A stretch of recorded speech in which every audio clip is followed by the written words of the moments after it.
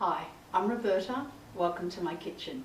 Today I'm here with my friend Hideo Dokura, who is going to teach us how to make nigiri sushi.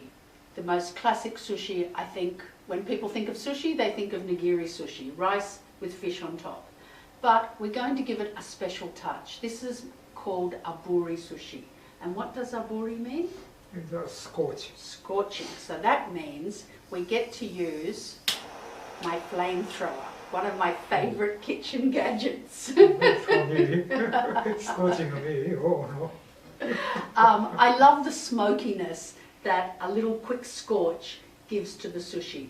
But I also love the fact that once you know how to make this, it's the same technique for any sushi, whether you scorch it or not. Whether it's tuna, whether it's kingfish, whether it's salmon, you know the technique. So what do we need to know, Hideo-san? What's the first thing?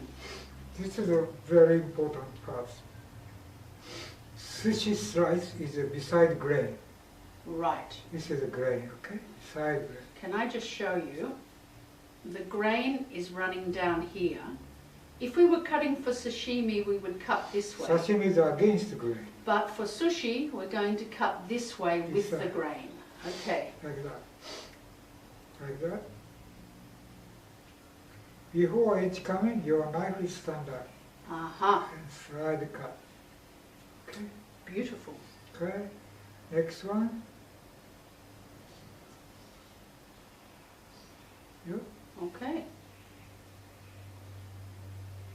Very precisely. You make it look Almost the easy. same size. You've had a bit of practice doing this though, haven't you? Practice. How many years? Yeah, practice. Many years. Don't ask. Like that. Okay.